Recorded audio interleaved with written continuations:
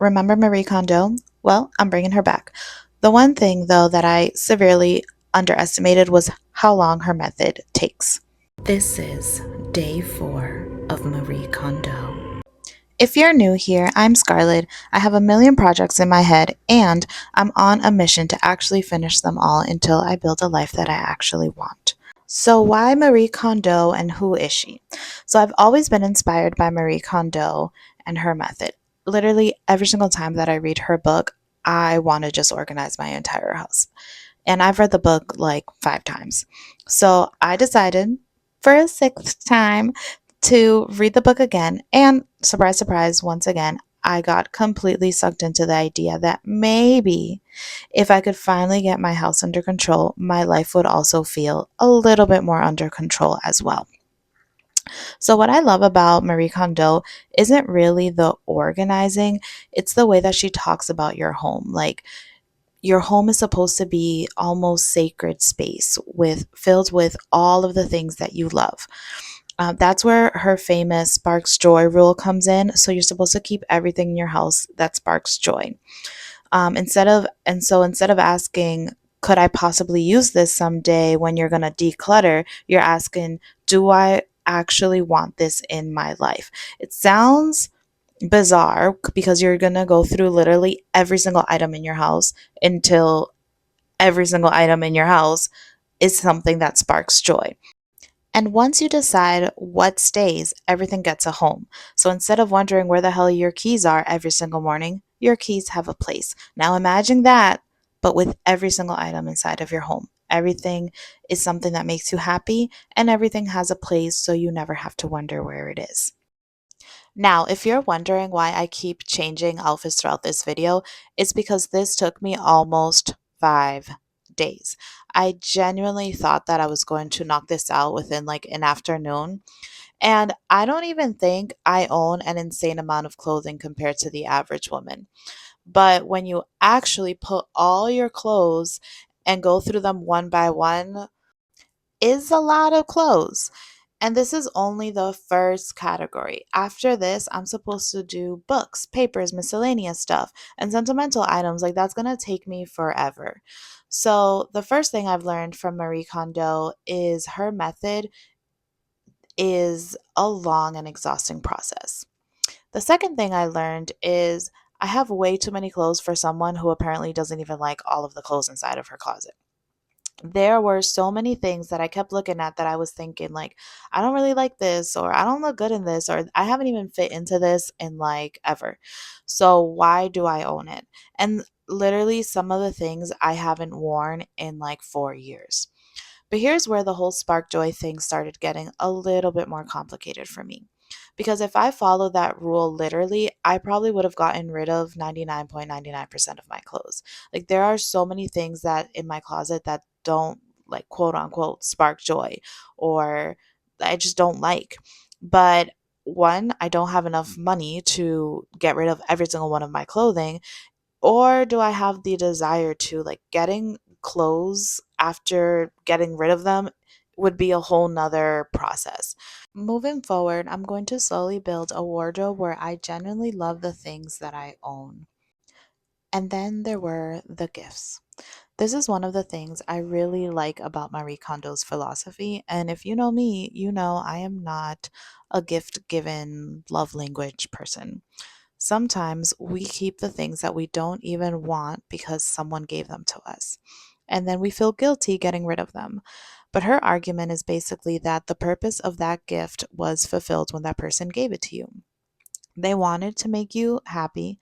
You received it. You appreciated the gesture. Mission accomplished. You don't have to store that ugly sweater that your grandmother gave you in your house for the next 15 years just to prove that you love that person who gave it to you. And I actually found that extremely freeing. This was the easiest part for me to do. All the things that are just in my house that every time I pass by them just make me feel guilty because I don't want to wear it, but somebody gave it to me. I just, appreciate that person and say, thank you for giving this to me, and somebody else will appreciate this when I donate it. But probably the biggest thing I've noticed from doing this has nothing to do with how my closet looks. Getting dressed is faster, and I didn't exactly expect that. Before this, I could look through my clothes and see something that I haven't worn for like 4 or 5 years and still have to consider it. Like, do I want to wear this today? No. Tomorrow? Also no. Next week?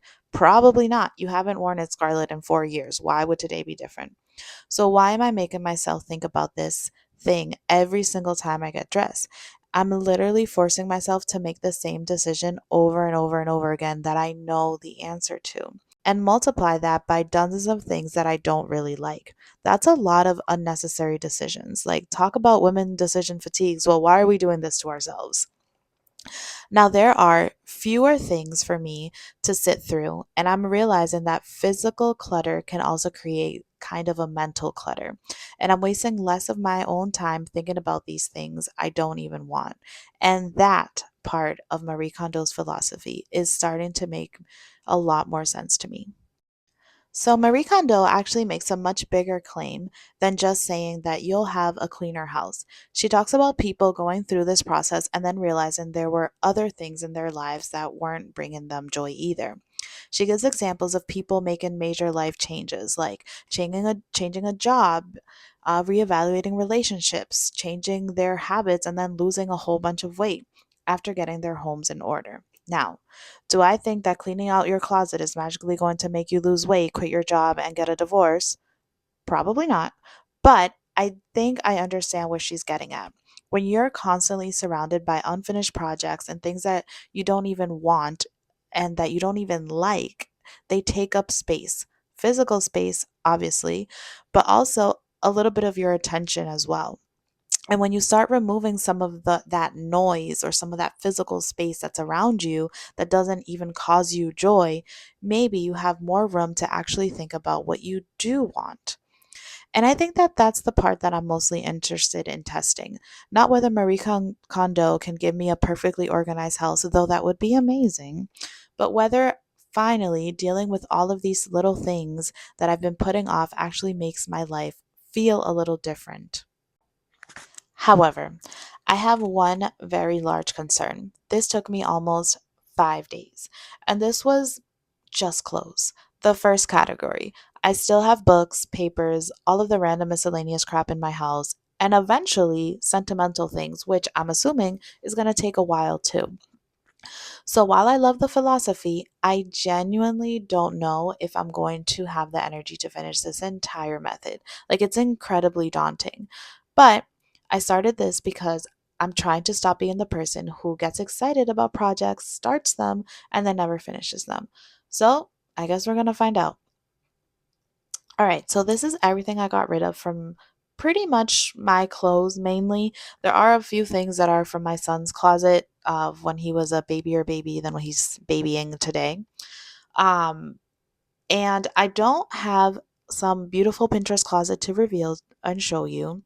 That's not really what happened here because I still own things I eventually want to replace. My closet isn't suddenly perfect, but I do have significantly fewer clothes I don't like. I know more about what I actually want to wear, and getting dressed has already gotten easier.